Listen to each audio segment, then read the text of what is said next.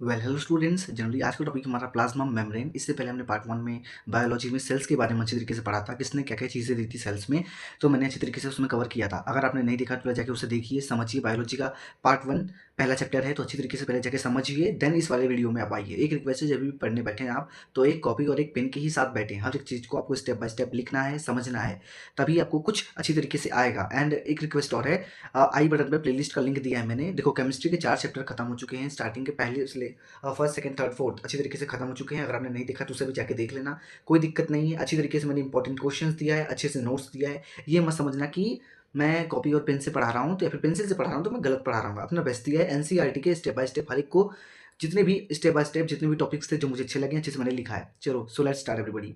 Plasma membrane किसे कहते हैं, अच्छे से मैं आपको पीडीएफ के थ्रू नहीं, आपके एनसीईआरटी बुक में भी अच्छी तरीके से डायग्राम दिया है, उसके थ्रू मैं आपको दिखाऊंगा। देखो, एक और रिक्वेस्ट है कि डायग्राम जो है आपने सब्जेक्ट टीचर से पूछ लेना आपकी, हाँ, कि बायोलॉजी में सर आपके इस चैप्टर में कितने कितने डायग्राम आ सकते हैं, कितने नहीं आ सकते। डायग्राम की प्रैक्टिस अच्छे से रखना। बायोलॉजी में 2 चीज़ें करने पड़ते हैं, सॉरी, आपको अच्छी तरीके से हर एक चीज़ को स्टेप बाय स्टेप रटना है। देखो, बायोलॉजी में रटना होता है, फिजिक्स एंड केमिस्ट्री में अच्छे से समझना होता है, ठीक है? एंड डायग्राम को भी रटना पड़ता है। So let's start.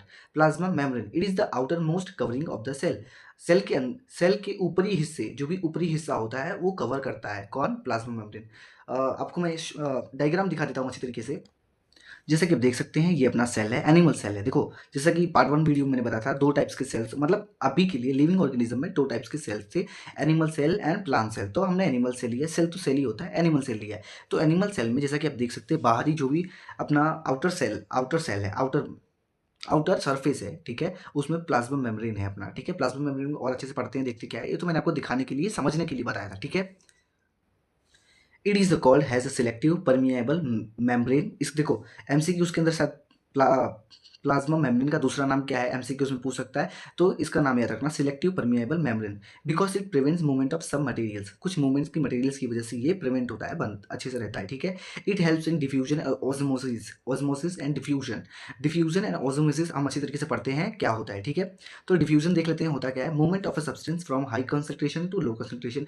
Movement of substance के अंदर जो भी चीज़ें हाई कंसंट्रेशन से लो कंसंट्रेशन में जाएँ, उसी को कहते हैं डिफ्यूज़न, ठीक है? आशा करता हूँ आपको हर एक चीज़ समझ में आया हो। देखो, एक रिक्वेस्ट है, लाइक करना, शेयर करना, सब्सक्राइब करना। अगर आपने प्लेलिस्ट अच्छे से नहीं फॉलो किया है मेरा इस अच्छी तरीके से क्लास 9 एनसीईआरटी साइंस का, तो पहले उसको फॉलो करना जाके, ठीक है? मैं हर एक चीज़ स्टेप बाय स्टेप बताता हूँ एनसीईआरटी के अंदर। मैं ये गारंटी देता हूँ, अगर आप हर एक चीज़ फॉलो करोगे, मैंने क्या-क्या किया है और क्या-क्या मैंने दिया है, तो आप बहुत अच्छे नंबर से अपने टेस्ट में या फिर अपने एग्जामिनेशन में पास हो सकते हो, ठीक है? तो डिफ्यूजन का मतलब आशा करता हूँ आपको समझ में आया हो। एग्जाम्पल देख लेते हैं एक बार। Exchange of a carbon dioxide और ऑक्सीजन विद एक्सटर्नल इन्वायरमेंट, ठीक है? तो कोई डायग्राम आपको अच्छी तरीके से बनाना होगा। डायग्राम एक बार देख लेना अच्छी तरीके से, क्योंकि डायग्राम इंपॉर्टेंट होता है बायोलॉजी में। जितना अच्छा ड्राइंग उतना अच्छा मार्क्स, ठीक है? डिफ्यूजन कुछ हाई कंसंट्रेशन से लो कंसंट्रेशन में गया। ओजोमोसिस क्या होता है देख लेते हैं एक बार। It is the passage of water, एक पैसेज होता है, वाटर का पैसेज होता है from the region for high water concentration to region of a low water concentration. Simple सी बात है। उसके अंदर क्या था, हाई कंसंट्रेशन से लो कंसंट्रेशन में गया था। इसके अंदर भी सेम टू सेम वैसे ही, बट इसमें वाटर है। हाई वाटर कंसंट्रेशन से लो वाटर कंसंट्रेशन में गया एक सिलेक्टिव परमिएबल मेम्ब्रेन में। अब देखो, ये डायग्राम के थ्रू और अच्छे से समझ में आए। डायग्राम आपको दिखा देता हूँ मैं। जैसा कि आप डायग्राम में देख सकते हैं अच्छी तरीके से, सॉल्यूट है एंड वाटर है। तो सॉल्यूट से मैंने इसको डोनेट किया है, जहाँ पे भी पेंसिल से ड्रॉ है सॉल्यूट है, जहाँ से पेन से है वाटर है। देखो, ये सारी चीज़ें आपको पेंसिल से ही बनानी है, बस समझने के लिए मैंने थोड़ा डिफरेंट किया है। एग्जामिनेशन में जो चीज़ें थी सब पेंसिल से बनाना। जितने भी डायग्राम्स हैं, याद रखना मेरी बात। 2 मिनट एक बार आपका लेना चाहूँगा मैं। आपको एक बार स्टेप बाय स्टेप बताता हूँ। बायोलॉजी में देखो, बायोलॉजी में ही नहीं, फिजिक्स केमिस्ट्री के अंदर कोई भी डायग्राम डायग्राम मतलब ग्राफ आया, तो उसको हमें पेंसिल से ही बनाना है। यूज़ पेंसिल, पेंसिल का यूज़ नहीं करोगे तो पूरा का पूरा मार्क्स कट जाता है, ठीक है? आशा करता हूँ आप यही करोगे। तो एग्जांपल अच्छे से देख लीजिए। हाई वाटर कंसंट्रेशन है, लो वाटर कंसंट्रेशन है, ठीक है? एंड अब देख लेते हैं हम थोड़ा और। देखो, मैं आपको पहले बता देता हूँ कि बायोलॉजी में हर एक चीज़ रटना है। एंड बायोलॉजी में देखो, मेरा बहुत मतलब वीक तो नहीं है, मतलब ठीक है, लेकिन फिजिक्स केमिस्ट्री बहुत अच्छा है। फिजिक्स एंड केमिस्ट्री मैंने बहुत अपना बेस्ट दिया है, अच्छे से पढ़ाया है। अगर आपने वो वीडियो नहीं देखा तो जाके एक बार चेकआउट करना, देख लेना। देखने से क्या होता है, 2 मिनट देख देना अपना, अच्छा लगे तो ठीक, वरना आपकी मर्जी। लाइक करना, शेयर करना, सब्सक्राइब करना, ठीक है? जितना हो सके शेयर करो अपने फ्रेंड्स में। ये मत सोचना कि अपना ही फायदा हो, दूसरे का फायदा ना हो। देखो, आप अच्छा काम करोगे तो आपके साथ भी अच्छा ही होगा, ठीक है? The cell gains water if the medium surrounding the cell has a higher water concentration.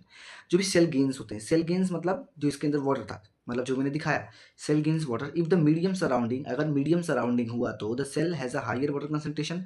देखो सिंपल सी बात है, इसके अंदर जो हमने देखा गेन्स ऑफ सेल में वाटर में, इसमें अगर मीडियम सराउंडिंग हुआ तो सेल हायर वाटर कंसंट्रेशन में होगा, ठीक है, जिसे हम हाइपोटेनिक सॉल्यूशन भी कहते हैं। तो ये एग्जामिनेशन में 2 नंबर में पूछ सकता है, what do you mean by hypotonic solution, isotonic solution, give with definition या फिर विद डायग्राम, ठीक है। तो अच्छी तरीके से ये बना देना। The cell maintains the same water concentration at the cell isotonic solution, water crosses the cell membrane in both direction. देखो सिंपल सी बात है, अगर सेम वाटर कंसंट्रेशन हुआ सेल के अंदर, सेम वाटर कंसंट्रेशन हुआ सेल के अंदर, किसके अंदर, सेल के अंदर, तो वाटर जो होगा क्रॉस कर देगा सेल मेम्ब्रेन को।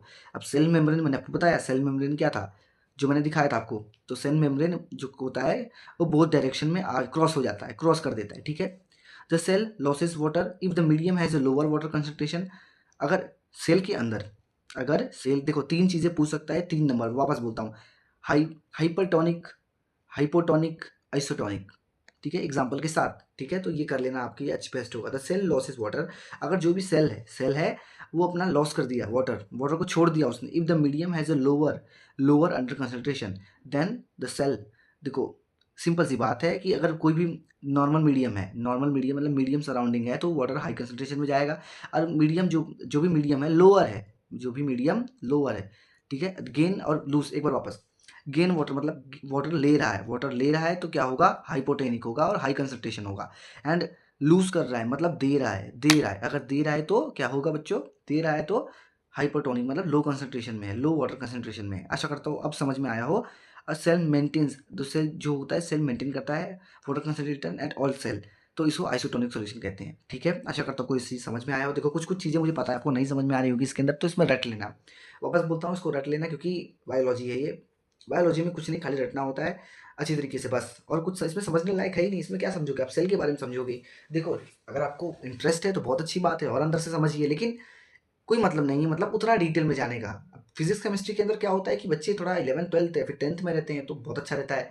अब आपकी क्लास 10th के अंदर जो भी चीज़ें हैं वो बायोलॉजी में ये सारी चीज़ें तो ठीक है मतलब, लेकिन उसमें और अच्छी अच्छी चीज़ें हैं। क्लास 10th का बायो बहुत ही अच्छा है, क्लास 10th का बायो बहुत अच्छा है, क्योंकि उसमें बहुत ज़्यादा सीखने वाली चीज़ें हैं, जो आपके आपके हेल्थ इश्यूज़ नहीं होगा, मतलब आप समझ जाओ, हेल्थ इश्यूज़ भी नहीं होगा।